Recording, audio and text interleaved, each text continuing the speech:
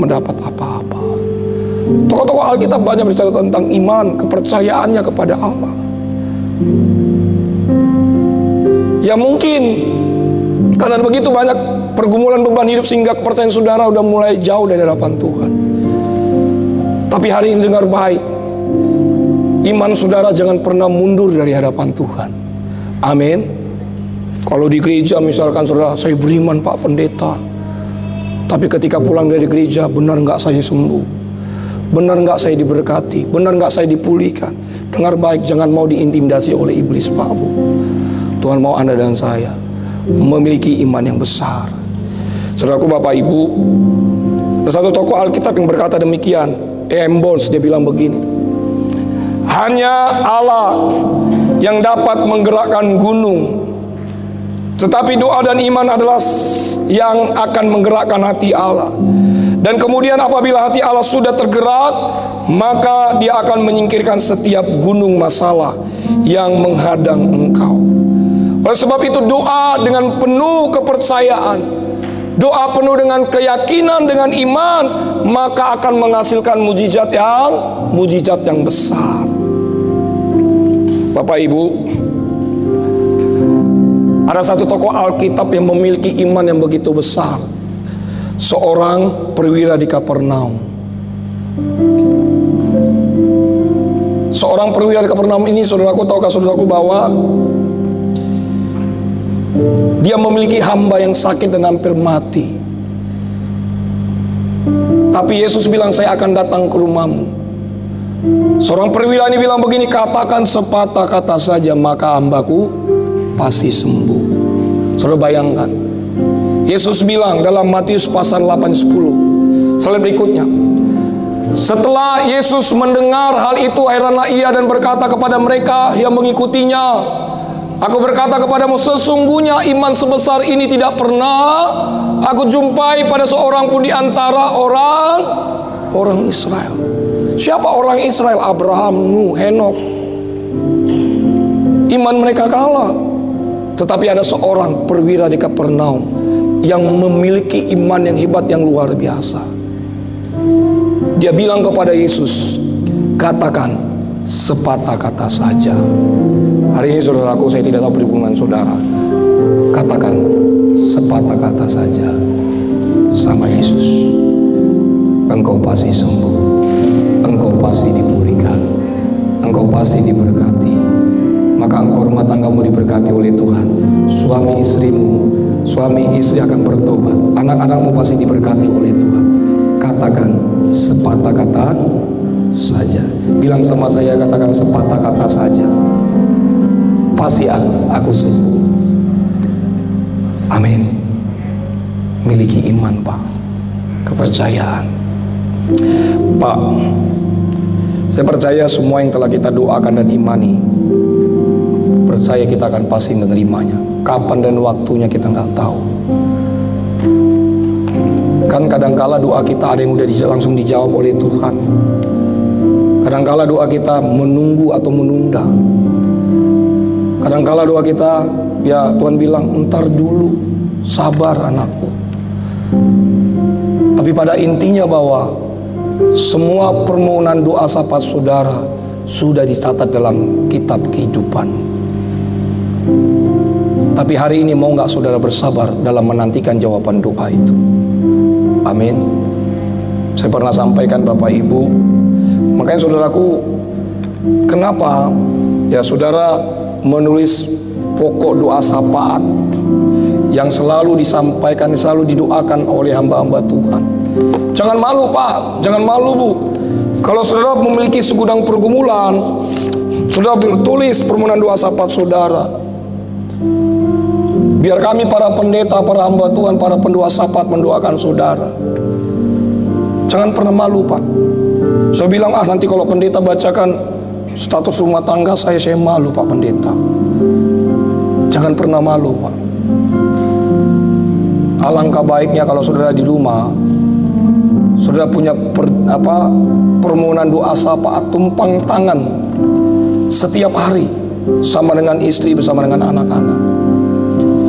Bila perlu saudara ketik, taruh di frame foto Pak. seperti itu ini. Misalkan doa syafaat. Yang pertama, suami bertobat. Yang kedua, punya rumah.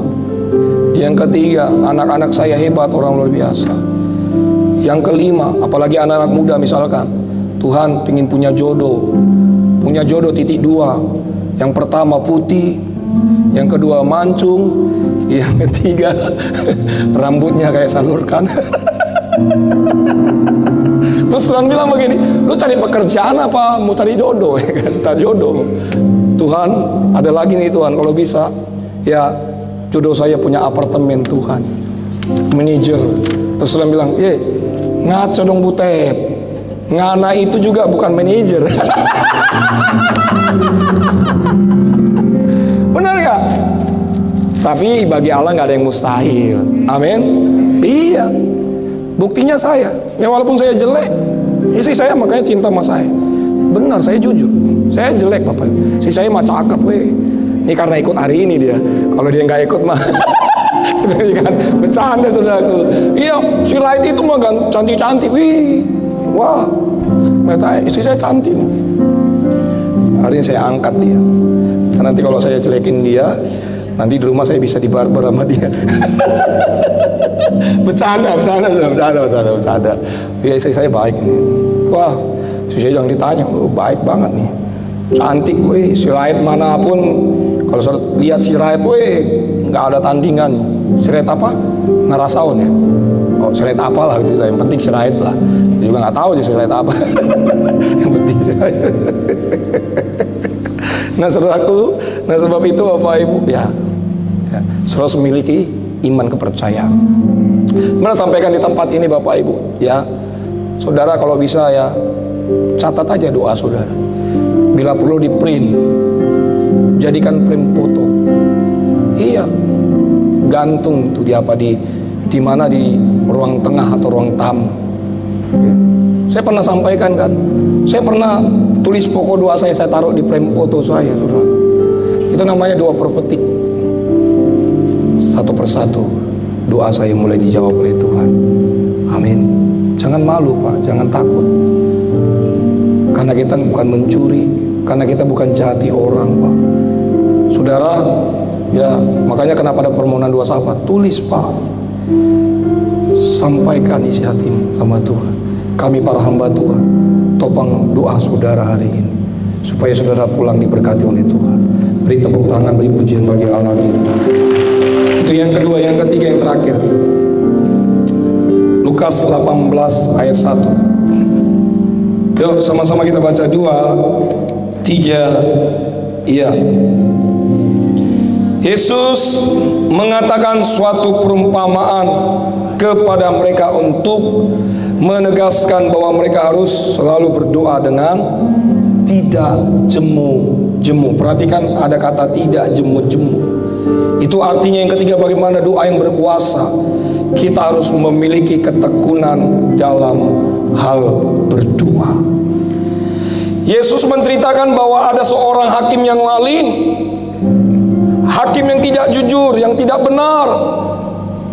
Hakim ini terus-menerus didatangi oleh seorang ibu janda yang miskin untuk menolong persoalannya. Sampai pada akhirnya hakim ini kesal dan berkata, ya sudahlah, karena setiap hari kamu datang kepada saya, maka saya akan tolong kamu. Seorang janda itu datang kepada hakim tidak jemu-jemu. Dia bertekun supaya minta tolong. Demikian pula kita dengan Bapa kita di surga. Jangan pernah jemu-jemu. Jangan pernah putus-putusnya kita berdoa di hadapan Tuhan. Pak, Bu, kalau kita berbicara tentang ketekunan, berbicara tentang apa? Berbicara tentang, yaitu artinya kita bertahan pada posisi semula. Jadi teruslah bertahan dalam hal doa kita. Ketekunan merupakan ciri kita sebagai orang Kristen di dalam Kristus. Tanpa ketekunan kita tidak akan mencapai hasil yang maksimal. Tanpa ketekunan kita tidak akan mendapat apa-apa, Pak. Tapi orang-orang yang bertekun akan tahan uji. Karena Paulus mengatakan Bapak Ibu dalam Roma pasal 5 ayat 3 sampai dengan 4. Yuk slide berikutnya. Ini slide berikutnya. Saya undang seluruh musik. Dan bukan hanya itu saja, kita malah bermegah juga dalam kesengsaraan kita, karena kita tahu bahwa kesengsaraan itu menimbulkan ketekunan. Jadi kalau saudara dalam hidup kesengsaraan, kesengsaraan menimbulkan ketekunan. Kalau saudara hari ini takut, khawatir, ketakutan saudara, kekhawatiran saudara menimbulkan ketekunan. Selanjutnya, dan ketekunan menimbulkan apa? Tahan uji. Jadi saudara imannya sedang dimurnikan, Pak. Proses pemurnian iman itu pasti akan terjadi supaya saudara bertekun di dalam Kristus. Lanjut berikutnya. Dikatakan apa? Dan tahan uji menimbulkan pengharapan. Pengharapan itu tidak pernah mengecewakan. Hebat Paulus ini. Saya suka dengan ayat ini, Pak. Kesengsaraan menimbulkan ketekunan. Ketekunan menimbulkan tahan uji. Tahan uji menimbulkan ada pengharapan di dalam Kristus. Pengharapan Anda dan saya tidak akan pernah sia-sia. Beri tepuk tangan, beri puji bagi Allah. Tutup Alkitab saudara. Mari kita datang di hadapan Tuhan kita. Sama-sama kita bangkit diri. Tak selalu Tuhan menjawab doa. Haleluya, haleluya. Terima kasih Tuhan Yesus.